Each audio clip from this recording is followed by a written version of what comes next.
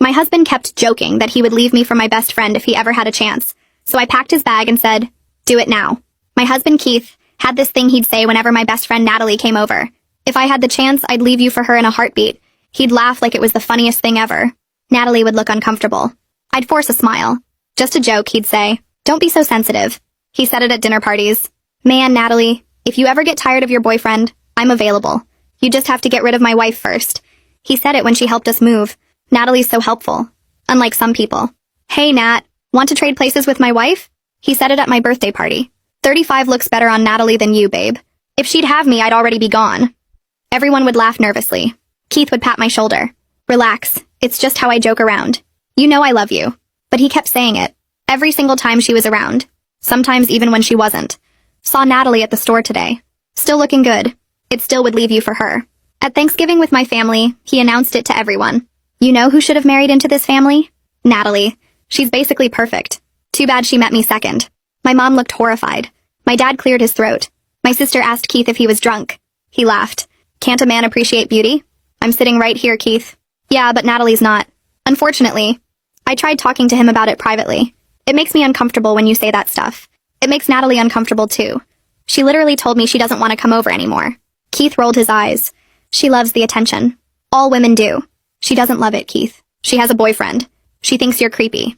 "I'm not creepy. I'm honest. If honesty bothers you, that's your problem."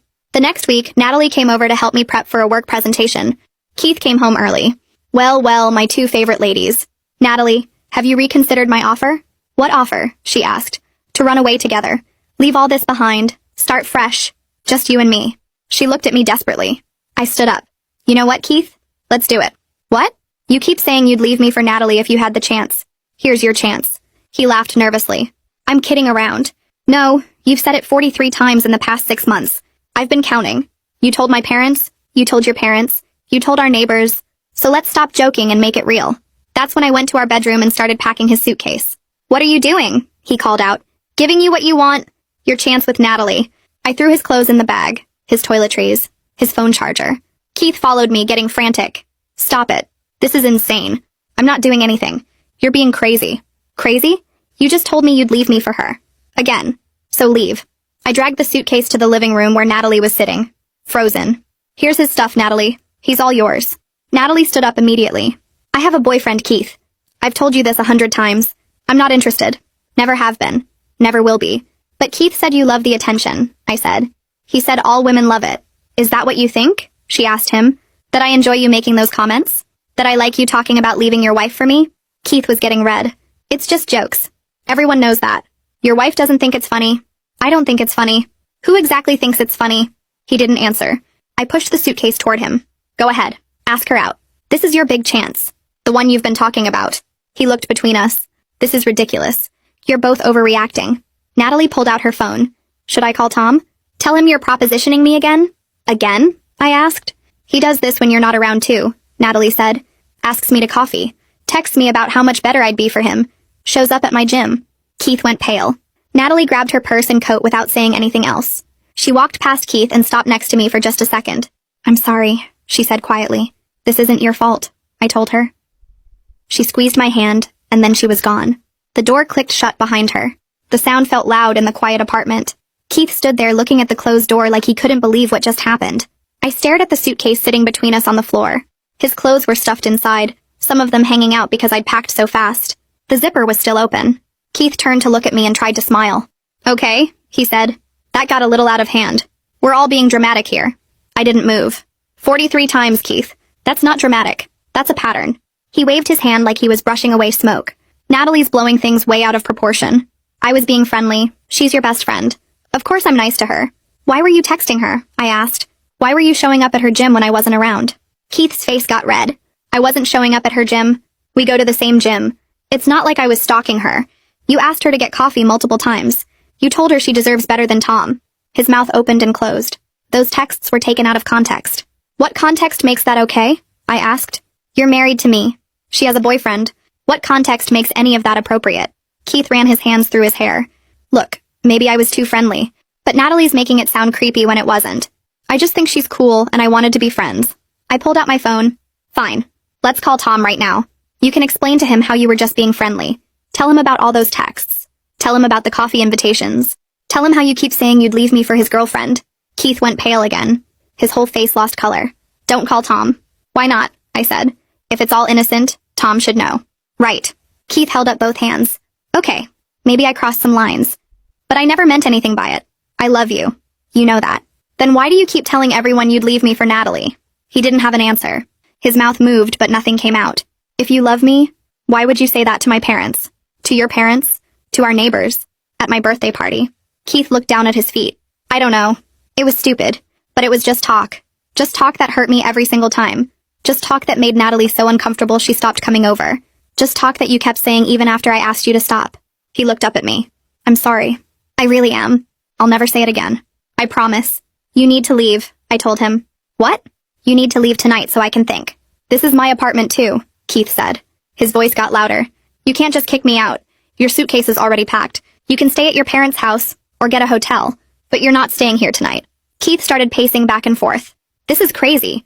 You're overreacting to some stupid comments and texts. I'm not leaving my own apartment. Then I'll leave, I said. I started walking toward the bedroom, but Keith stepped in front of me. Wait, just wait. Let's talk about this like adults. We've been talking, I said, for an hour. And you still don't get it. You harassed my best friend. You disrespected me in front of everyone we know. And you think I'm overreacting. Keith grabbed my arm. Not hard, but enough to stop me. I looked down at his hand and then up at his face. Let go of me. He dropped his hand immediately. I'm sorry. I just don't want you to leave. I don't want this marriage to end over something so stupid. It's not stupid to me, I told him. And right now, I need you to go. We went in circles for another hour. Keith argued that he had rights to the apartment. I pointed out that he'd already agreed to leave by packing his stuff. He said he'd only leave if I promised we'd talk tomorrow. I said I couldn't promise anything. He tried apologizing again, but it sounded hollow. Finally, he picked up the suitcase. Fine, I'll go. But this is ridiculous. You're throwing away our marriage because you can't take a joke. I walked to the door and opened it. Keith stood there for a minute looking at me. When I didn't say anything, he walked out. I closed the door behind him and turned the deadbolt. My hands were shaking, so hard I could barely work the lock. I leaned against the door and listened to his footsteps fade down the hallway. Then I called my sister. She answered on the second ring. What's wrong? She asked. I could hear the worry in her voice. Keith's gone. I kicked him out. Good, she said immediately. I'll be there first thing in the morning. Bring coffee. I'll bring a whole breakfast. Are you okay? I don't know. I think so. My sister was quiet for a second. You did the right thing. Call me if you need anything tonight. Okay, I mean it. Anything. Even if it's 3 in the morning. Thanks. I love you. Love you too. I hung up and looked around the apartment. It felt different already. Quieter. Emptier. I went to the bedroom and lay down on top of the covers with my clothes still on. Every time I closed my eyes, I saw Keith's face when he made those comments. The way he'd laugh like it was so funny. The way everyone else would laugh too because they didn't know what else to do. I thought about all the times I'd smiled and pretended it was fine. All the times I'd told myself he didn't mean it. All the times I'd made excuses for him because it was easier than fighting. My phone buzzed around midnight. 3 texts from Keith. You're overreacting. This is insane. I'm coming home tomorrow whether you like it or not. I turned my phone face down and stared at the ceiling. Sleep didn't come. I just lay there replaying every comment, every joke, every time he'd said Natalie's name with that tone in his voice. The sun was barely up when my sister knocked on the door. I'd been awake the whole time. I opened the door and she took one look at my face. Oh, honey, she said. She was holding 2 coffee cups and a bag from the bakery down the street. She set everything on the counter and hugged me. I started crying. I couldn't help it. Everything just came out. She held me and didn't say anything. When I finally stopped, she handed me a coffee. I never liked how Keith talked about Natalie. None of us did. Why didn't anyone say anything? We did. You were there. Mom said something at Thanksgiving. Dad looked uncomfortable every time. I asked Keith if he was drunk. He just laughed it all off. I know. I should have pushed harder. I should have told you privately. I wiped my eyes. It's not your fault. It's his. My sister squeezed my shoulder. I'm glad you finally stood up to him. My phone rang around 10. Natalie's name showed up on the screen. I answered. Hey. Are you okay? I'm okay. Are you? Yeah. Tom knows everything now. I showed him all the texts. How did he take it? He wanted to drive over to Keith's parents' house and punch him. I almost let him. I laughed even though nothing was funny. Can I come over? Natalie asked. I want to show you something. Sure. She got there 20 minutes later. Her eyes were red like she'd been crying too. She sat down on the couch and pulled out her phone. I need to show you all of it. Not just what I mentioned yesterday. There's more. She handed me her phone. The messages went back months. 4 months at least. Keith asking her to get coffee. Natalie saying no. Keith asking again a week later. Natalie saying she had a boyfriend. Keith saying Tom didn't appreciate her like he would. Natalie telling him to stop. Keith saying he was just being nice. Over and over. The same pattern. I scrolled through 30 texts. Maybe more. My stomach turned. They were flirty. They were persistent. They were sent when Keith knew I'd be at work or busy with something else. Every single one came during times when he knew I wouldn't see him on his phone. I handed the phone back to Natalie. I feel sick. I'm so sorry. You have nothing to be sorry for. I should have told you sooner. You told me when you were ready. That's what matters. Natalie wiped her eyes. I kept thinking he'd stop. That if I just ignored him, he'd get the hint. But he never did. I know. The messages made everything worse. Not just because of what they said, but because of when he sent them. Every single one was calculated. Sent when I was at work. When I was at my mom's house. When I was busy with something and wouldn't notice him on his phone. He'd planned it all out. He'd known exactly what he was doing. And he'd done it anyway. Natalie put her phone away and looked at me with red eyes. I kept hoping he'd just stop. That if I ignored him enough, he'd realize I wasn't interested and leave me alone. But he never did. I reached across the couch and squeezed her hand. This isn't your fault. You told him no. Multiple times. He chose to keep going. I know, but I should have told you sooner. I was scared you'd think I was making it up or trying to cause problems. Natalie wiped her face. You're my best friend. I didn't want to ruin your marriage over something I thought might just go away. It wouldn't have ruined my marriage. Keith ruined it himself. I'm not mad at you. I'm mad at him for putting you in this position. For making you uncomfortable when you should have felt safe around us. She nodded and we sat there for a minute without talking. My sister knocked on the door around noon. She came in with her laptop bag and a determined look on her face. Okay, we're documenting everything. Every comment, every text. Every time he showed up somewhere Natalie didn't expect him. We need dates, locations, and who else was there to see it.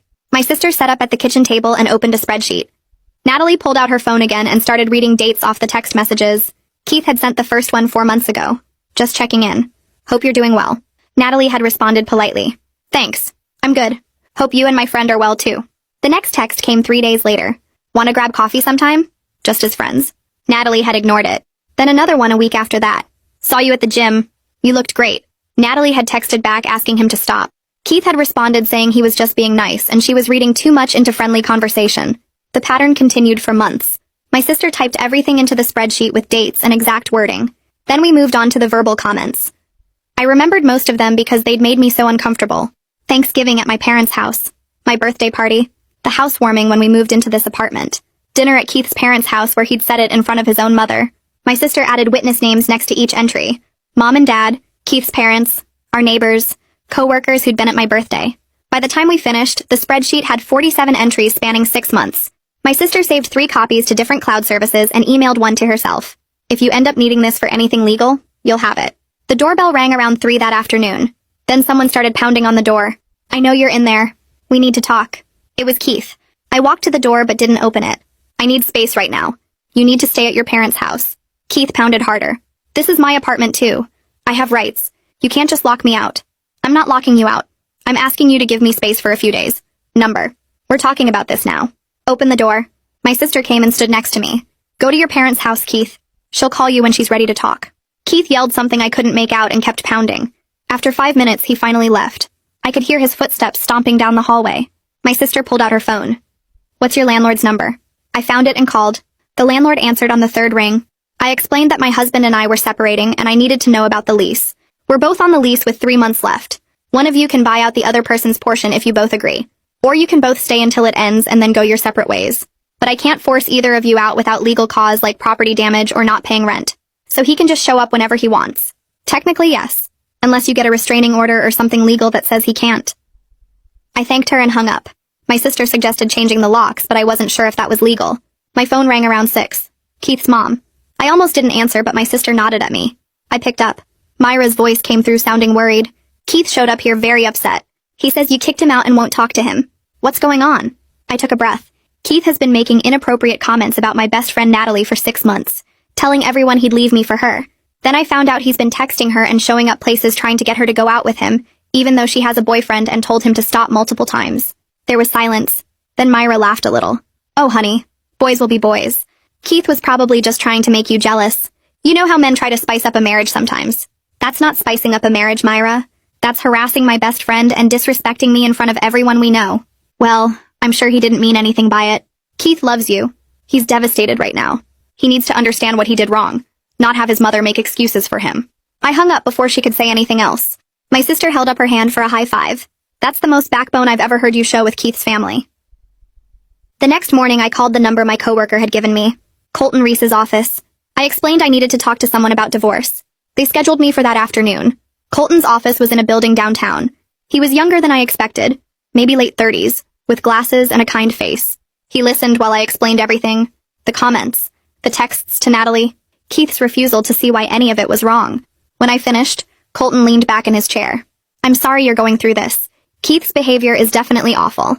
But the good news is the divorce itself should be pretty straightforward. You've only been married 2 years. No kids. No house or major shared property beyond some furniture. He pulled out a form. First thing you need to do is separate your finances immediately. Open your own bank account. Transfer half of any joint savings. Document any shared assets like furniture or cars. Do you want to try marriage counseling first? Some people find it helpful. I shook my head.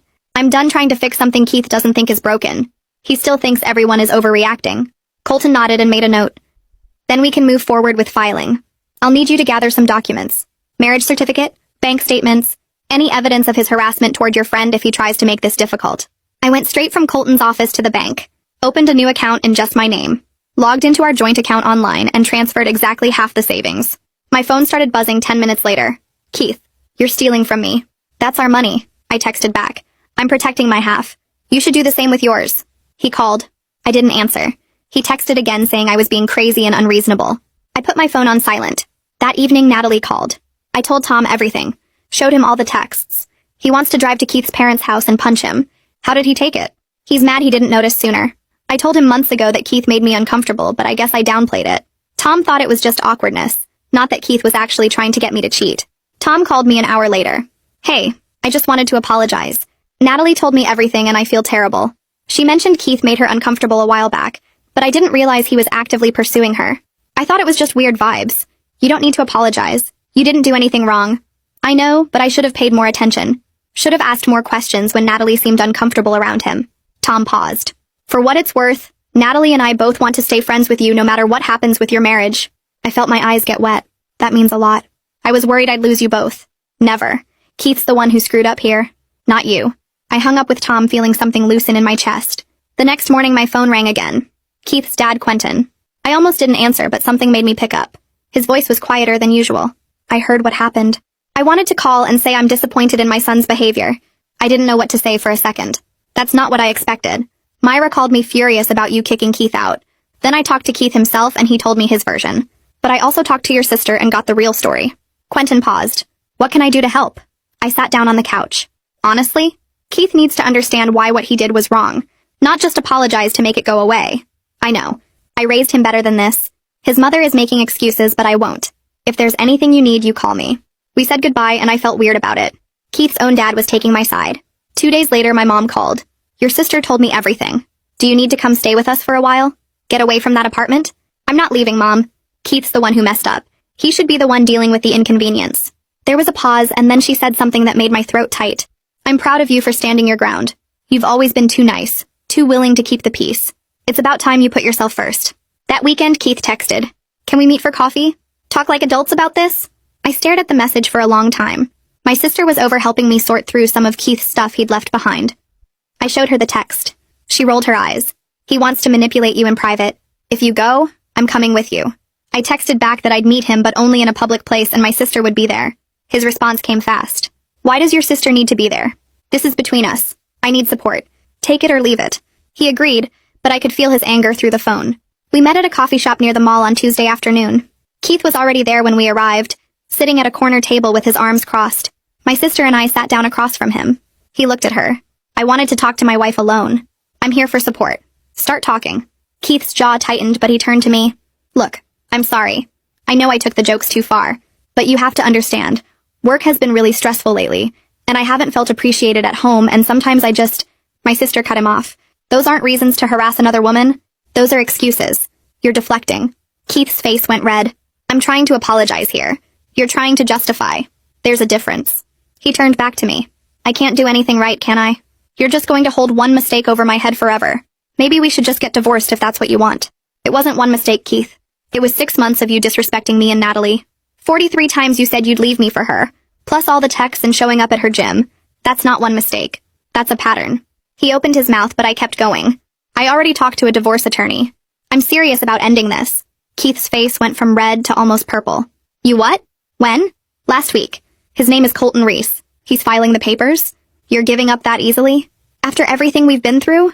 I reminded him about every time he said he wanted to leave me. You're the one who kept saying it, Keith. I'm just making it happen. He stood up so fast his chair scraped. This is insane. You're insane. My sister stood up too. We're done here. Keith stormed out and I sat there shaking. My sister put her hand on mine. You did good.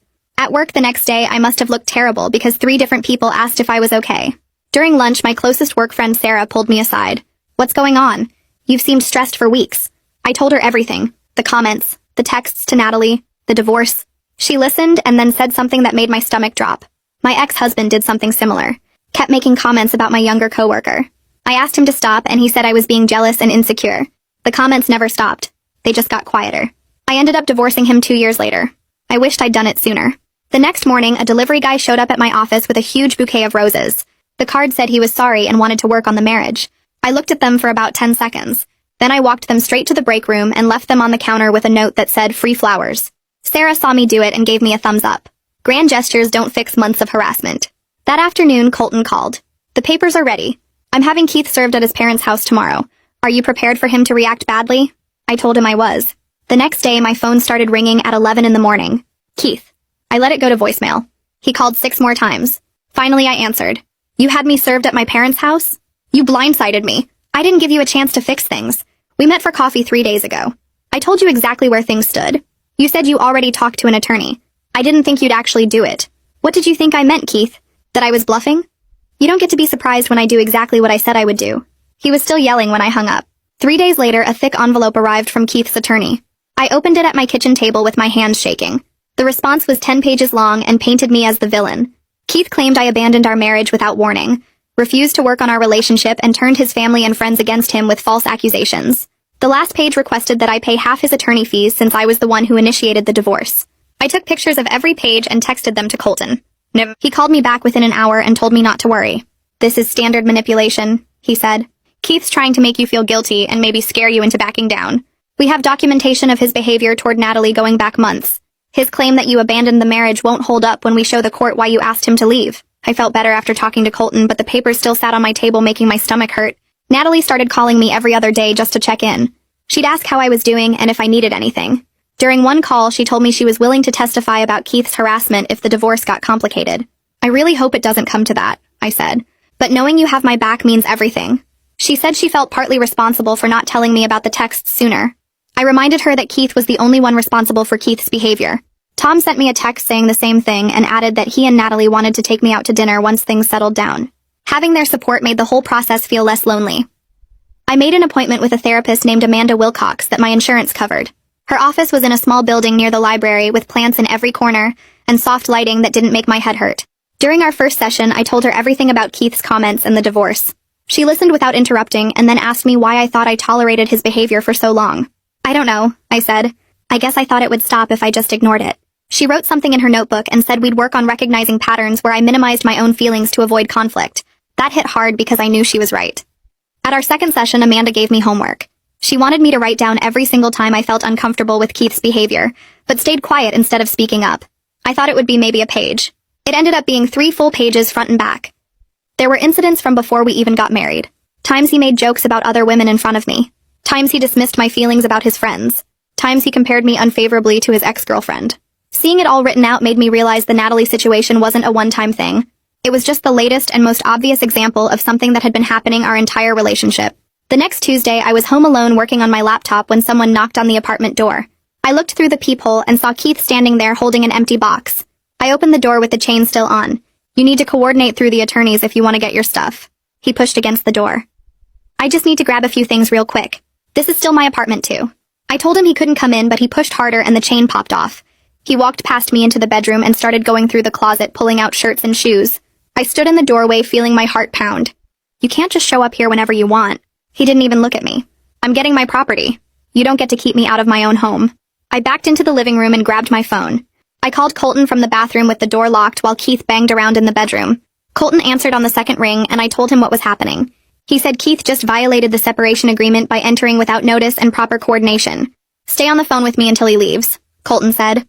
If he tries to get into the bathroom or threatens you in any way, I'm calling the police. Keith finally left 20 minutes later with his box of stuff. The apartment felt contaminated after he was gone.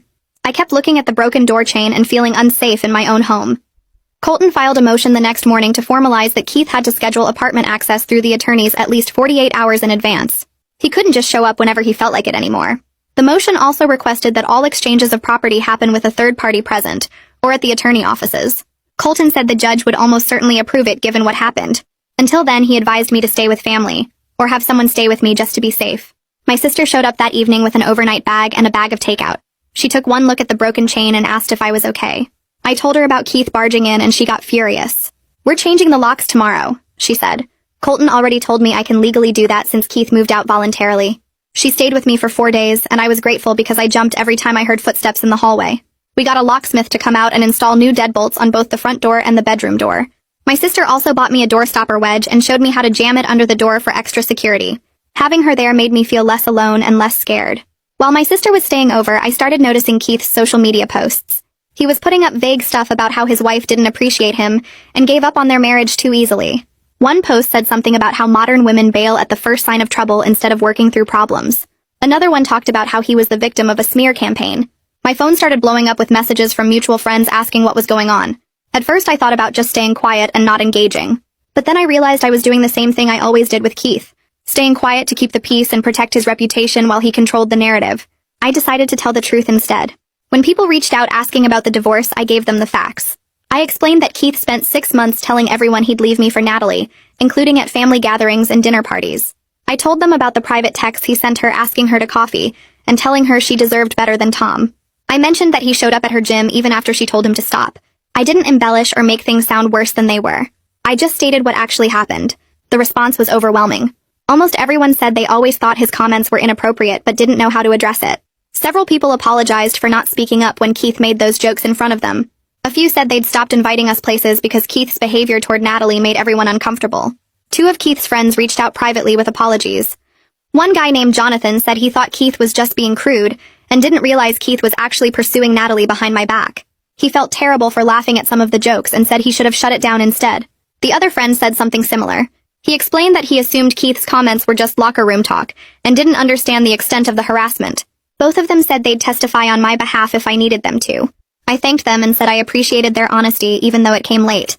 It felt validating to hear other people confirm that Keith's behavior wasn't normal or acceptable. For months he'd made me feel like I was being too sensitive. Now I had proof that other people saw exactly what I saw. Keith's posts on social media got worse over the next week. He started writing long paragraphs about how his wife turned all their friends against him with lies. One post said something about cancel culture and how nobody cares about men's side of the story anymore. Another one claimed I destroyed his reputation because I couldn't handle a little teasing. My phone kept lighting up with screenshots from friends who were seeing the posts. Each one made Keith look more unhinged than the last. I forwarded everything to Colton, who told me to keep documenting but don't respond publicly. He said Keith was basically building a case against himself by showing how unstable he was acting. I took screenshots of every single post and saved them in a folder labeled with dates and times. It felt good to have that evidence even though reading the posts made my stomach turn. The mediation session happened 2 weeks later at Colton's office. Keith showed up with his attorney, who immediately started painting me as the bad guy. She said I was vindictive for changing the locks and refusing to even consider reconciliation. She kept using words like unreasonable and cold-hearted while Keith sat there nodding along. I stayed quiet and let Colton handle it. He pulled out the printed timeline we'd made showing all 43 comments Keith made about Natalie with dates and witnesses. Then he showed the text messages Keith sent to Natalie over 4 months asking her to coffee and telling her she deserved better than Tom. He added the gym incidents where Keith showed up knowing Natalie's schedule. Keith's attorney's face went from confident to deflated in about 30 seconds. She looked at Keith like she was seeing him for the first time. The whole energy in the room shifted after that. Nobody was calling me vindictive anymore. We reached a settlement after 3 hours of back and forth. Keith would take his car and all his personal belongings. I got to keep the furniture we'd bought together and stay in the apartment until the lease ended in 3 months. We split the savings account exactly in half, which came out to about $4,000 each. Keith's attorney drew up the paperwork right there. Keith signed everything, but he stared at me the entire time with this look that was half angry and half something else I couldn't identify. His hand shook a little when he was writing his signature. I signed my parts without looking at him once. Colton reviewed everything to make sure the terms were exactly what we agreed on. The whole thing felt surreal, like I was watching it happen to someone else. After the mediation ended, I walked out to the parking lot to get in my car. Keith must have followed me because suddenly he was right there blocking my driver's side door. He said I ruined his entire life over nothing. That I threw away our marriage because I couldn't take a joke. That everyone would see eventually that I was the problem, not him. I looked at him standing there and felt absolutely nothing. I told him he ruined his own life by refusing to respect boundaries and treating people like they didn't matter. Then I walked around to the passenger side and got in that way. He was still talking when I started the engine and backed out of the parking space. I could see him in my rearview mirror standing there alone in the parking lot. My mom came over the next weekend to help me pack up Keith's remaining stuff that he hadn't grabbed yet. We went through the closet and found old t-shirts and a jacket he'd forgotten. In the back of his nightstand drawer, my mom pulled out a small notebook. She opened it and her face went strange. She handed it to me without saying anything. Inside, Keith had written down Natalie's work schedule for the past 3 months. He had her gym times listed by day of the week. There were notes about what coffee shop she went to on Thursdays and what grocery store she used. My skin started crawling looking at all those details written in Keith's handwriting. This wasn't casual interest or harmless jokes. This was calculated stalking behavior. I took pictures of every page before putting the notebook in the box with his other things. My mom hugged me and said she was glad I got away from him. I sent a message to Keith's parents that night. I thanked Quentin for being supportive and trying to talk sense into Keith. I explained that I really did try to make the marriage work, but I couldn't stay with someone who wouldn't admit he did anything wrong. I said I hoped they understood, even though I knew this was hard for them too. Myra responded within an hour with a message calling me cold-hearted and selfish. She said I gave up on her son when he needed support, and I would regret destroying our family. Quentin's response came the next morning. All he wrote was, "I understand, and I'm sorry this happened." That was it. But somehow it meant more than a long explanation would have. The divorce got finalized 6 weeks after I packed Keith's suitcase that first night. Colton called me at work to tell me the judge had signed everything. He said it was one of the faster uncontested divorces he'd handled in his career. I asked him if that meant something, and he said it usually meant the other party knew they couldn't defend their behavior if things went to court. Keith never fought the terms we'd agreed to in mediation. He just signed and let it go through. Part of me had expected him to drag it out or try to make things difficult, but he didn't. Maybe his attorney told him he didn't have a case. Maybe he finally realized how bad everything looked written down in legal documents. Natalie and Tom invited me over for dinner the night after the divorce was final. They had champagne and made my favorite pasta dish. We sat around their table and Tom made a toast to better judgment in future relationships. Natalie laughed and said her next friend's husband better be completely boring and appropriate. No more jokes about leaving wives. No more showing up at gyms uninvited. Just normal, boring, appropriate behavior. We all clinked glasses and I felt lighter than I had in months. These were real friends who had my back even when things got messy and uncomfortable. I hadn't lost anything important by leaving Keith. I'd actually gained clarity about what real friendship looked like. Amanda helped me understand something important during one of our therapy sessions. She said I felt lighter now because Keith's constant comments had been designed to keep me insecure. When someone repeatedly tells you they'd leave you for someone else, it makes you grateful they stay. It makes you try harder to be good enough. It keeps you off balance and afraid to stand up for yourself because what if they actually leave? That's emotional manipulation even if the person doing it doesn't realize that's what they're doing. Keith's behavior wasn't about Natalie at all. It was about controlling me by making me feel like I wasn't enough. Understanding that made something click into place in my brain. My sister convinced me to take a weekend trip to the beach with her 2 weeks after the divorce was final. I hadn't taken a real vacation in 2 years because Keith always said we couldn't afford it. We needed to save money for a house eventually. We had to be responsible. But now I was looking at my bank account and realizing I actually had more money than I did when I was married. I wasn't paying for Keith's stuff anymore. I wasn't covering his share when he came up short. The irony wasn't lost on me that being single gave me more freedom and more money than being married ever did. My sister and I drove to the coast and spent 3 days walking on the beach and eating seafood and not talking about Keith at all. It felt like the first real break I'd had in years. A few days after I got back from the beach, I ran into one of Keith's friends at the grocery store. He was standing by the produce section and looked uncomfortable when he saw me. He walked over and said he wanted to apologize for not speaking up about Keith's comments when we were all together. His girlfriend had pointed out how wrong they were, but he hadn't wanted to cause problems at the time. Now he felt bad about staying quiet when he should have said something to Keith privately. I told him I appreciated him saying that and it wasn't his responsibility to fix Keith's behavior, but it meant something that he recognized it was wrong. He nodded and said his girlfriend was right about a lot of things, and he was trying to be better about calling out his friends when they crossed lines. The next week, my phone buzzed with a text from a number I didn't recognize. It was Keith asking if we could talk about getting back together because he'd been doing therapy and working on himself. He said he understood now what he did wrong and wanted a chance to show me he'd changed. I stared at the message for about 10 seconds, then blocked the number without responding. His growth wasn't my responsibility anymore, and I didn't owe him a conversation about it. Whatever work he was doing in therapy was for him, not for us, because there was no us anymore. I started redecorating the apartment the following weekend, to make it feel like mine instead of ours. Natalie came over with paint samples and we picked out a soft gray-blue color for the bedroom that Keith had always said was too bold.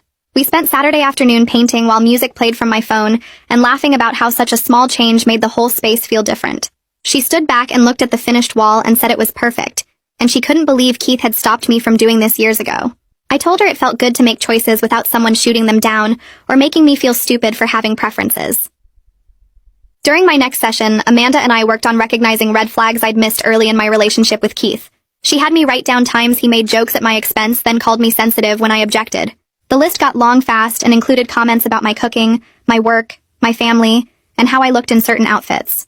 Amanda explained that jokes at someone else's expense aren't actually jokes, and they're designed to make the other person feel small, while the joke teller gets to hide behind humor. I was learning that someone who really cared about me wouldn't want to make me feel bad even as a joke. 3 months after the divorce, I realized I felt genuinely happy instead of just relieved. I was sleeping through the night without waking up anxious. My work performance had gotten better and my boss had noticed. I'd reconnected with friends I'd drifted away from during the marriage because Keith always had something negative to say about them. My apartment felt peaceful instead of tense, and I could make plans without checking with someone first or worrying about complaints later.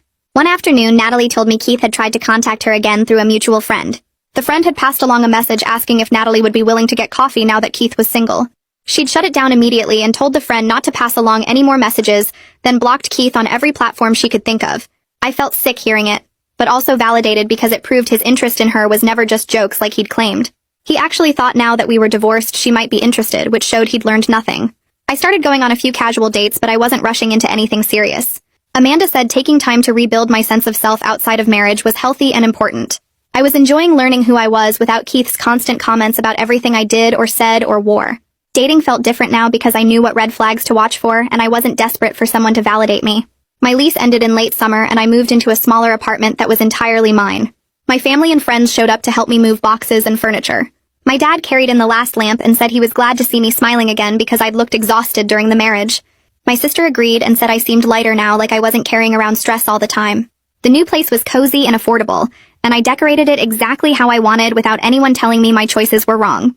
2 weeks after the move, I got called into my boss's office and thought something was wrong.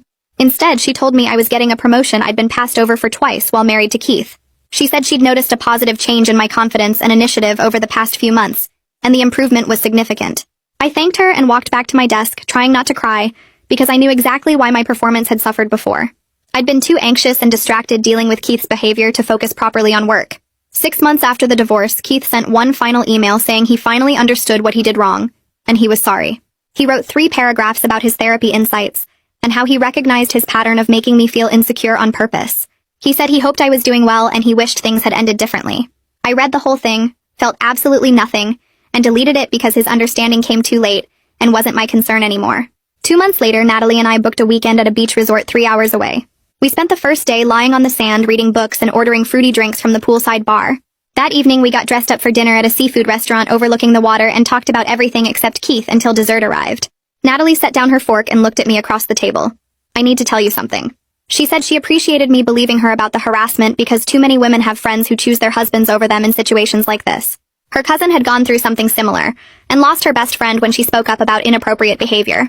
I reached across and squeezed her hand because I couldn't imagine choosing Keith over her friendship, especially after seeing all those texts. The next morning, we walked along the beach collecting shells, and I realized something that surprised me less than it probably should have. I didn't miss Keith at all.